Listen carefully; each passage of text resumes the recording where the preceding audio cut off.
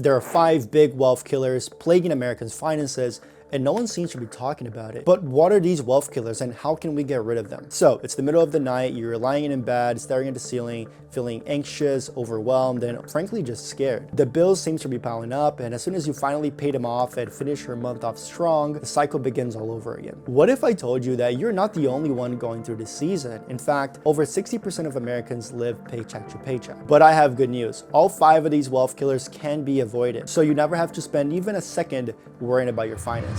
There are 5 main wealth killers contributing to this epidemic, and the first one is your car. People are spending, and even worse, borrowing a lot more than they did to purchase a car 10 years ago. And here's why that matters. In the last 10 years, cars have gone a lot more expensive. In 2013, the average price of a new car was around $31,000. Fast forward to 2023, and now that number sits at $48,000. Even when accounting for inflation, it is clear that car prices have increased at an accelerated rate, leading Americans into debt just to get behind the wheel. This happens because cars depreciate fast, often faster than the rate at which the loan decreases. This gets even worse when we're talking about expensive luxury vehicles. So you go into trading your car you bought 2 years ago, and although the dealer might not tell you this, the negative equity you incurred in your previous loan gets rolled over into your new loan. This leads to higher loan balances, more interest paid, and oftentimes a larger monthly payment, even if you thought you were getting a good deal on your new car. If this continues, borrowers will find themselves in a deep cycle of debt. Over time, this will put a strain on their finances, making it harder to pay off the loan and slowing down their ability to build wealth. Now, I won't lie to you, if you live in the USA, most likely you're gonna need a car. The truth is, public transportation in America is not reliable, and if you're commuting to school or to work, it's often not a viable option. However, there's a smarter way to go about buying your first car, and that is using the 20-40-10 rule. 20% down is always recommended to reduce the amount of your loan and to reduce the risk of going upside down on your loan if your car decreases in value, which most likely will happen. Now, dealers might tell you that you don't need to be putting that much down and you should just disregard that. The truth is, the more you borrow to buy your car,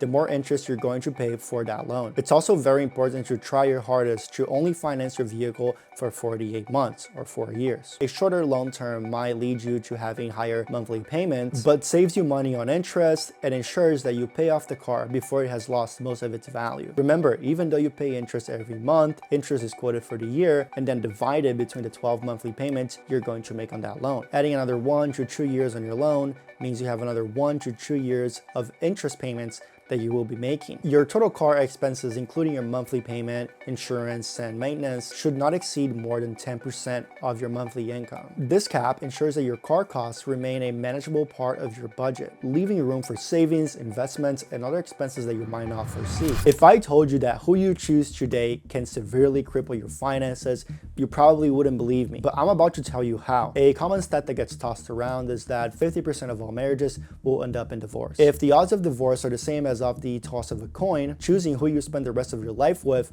might be one of the most important financial decisions you ever make. The typical cost of a divorce can range from $15,000 to $30,000, primarily due to attorney fees and court costs, and that's assuming there are no kids involved. Divorces that include children tend to be a lot more expensive, with average costs ranging from $20,000 to $50,000 and sometimes even more. But it's not all rainbows and sunshines after the divorce is done. About 75% of parents who are supposed to receive child support payments actually receive some amount of money, but only about 50% of those parents actually receive the amount in full. So it's safe to say that if you ever get divorced, you will most likely be a lot worse off than you were prior. So choose who you marry very wisely. The next thing killing your wealth is something that is most definitely a problem, but that we just all seem to pretend that it isn't, and that is high interest debt. When we talk about that, most people divide it into good and bad debt. Generally, good debt is viewed as debt with the potential of increasing one's financial well-being to an extent that justifies the total cost of that debt. Some common examples are mortgages or student loans. Examples of bad debt are usually any debt that exceeds 7%, as the opportunity cost outweighs potential returns from investing. As the opportunity cost outweighs investment returns. Since a diversified stock portfolio generally yields around 7 to 8% annually after inflation, paying down high interest debt often yields better financial returns than investing your money. But what if I told you that not all debt considered good debt is actually good? Like I said before, most mortgages are considered to be good debt. But taking out a large mortgage with a low down payment on an expensive property can really backfire if housing prices decrease, leaving the borrower with a home worth less than their loan. In this case, this mortgage would be considered a bad debt, and this person would be considered what we call house poor. The truth is, over 30% of Americans are considered house poor, meaning they bought a home that they couldn't afford, and now a substantial amount of their income goes to their housing expenses. In this case, borrowers are even more vulnerable to a housing market crash. Any decrease in their property's value can lead to negative equity, where the mortgage balance exceeds the total value of the house, leaving them with a big loan worth more than the entire property. The same goes for taking out student loans for degrees with low starting salaries or very little job opportunities. But there's also a way to make better and smarter financial decisions when considering taking on debt. It's always a good idea to consider the opportunity cost of this debt and what returns taking on this debt will yield you in the future. There are many college majors out there that taking out a loan to pursue that degree is not justified based off the starting salaries and the overall job opportunities that come with getting the degree. The same way that even though most of us have been told that the American dream is to buy a home, buying a home at a bad time or buying a home that is not a good deal is just as bad as a financial move. If you're looking to buy a house, a good way to make sure you're making a right decision is by taking into account the 28-36-20 rule. If you guys want me to make a video on that, drop a comment down below and I'll make a video specifically about buying your first property. Now, you guys know here in the channel, I am talking directly to Gen Z, so that video will be very helpful if you're considering buying a home within the next couple of years. I am not trying to discourage you from buying a home, as buying a home is often viewed as a safe and smart investment. But if buying that home leaves you at a worse place financially, then it's not a good investment. Next, procrastination. Now, this might not seem very obvious since you don't get a bill in the mail and you don't see any money leaving your account, but procrastination is one of the biggest factors holding people back from succeeding financially. Whether that's not paying off your debts, not investing your money, or not saving up for retirement, procrastinating can cost you a lot more than you realize due to a concept Warren Buffett often refers to as the eighth wonder of the world. And it's actually really simple to understand. This concept will likely change the way you view money forever. When you save money, you might put $20, $100, $200 into your savings account, and if you keep doing that for a very long time, you will eventually be able to save up for that financial goal you've been working on. But your money does not have to grow linearly, and by investing your money, it can actually grow exponentially due to compound interest. You'll be better off investing a small amount at a time than not participating in the market at all and just waiting for when you have more money to start investing. Now that you know what are these 5 wealth killers and how to avoid them, it's very important to understand how to not care about what people think of you. In your career, people are often going to criticize you and tell you should be doing something completely different than what you're doing. And if you are going against the grain, like starting a business, it's often very important to be able to turn that off and just keep focused on what you're building. If you want to learn how to stop caring about what people think, click right here to watch my latest video.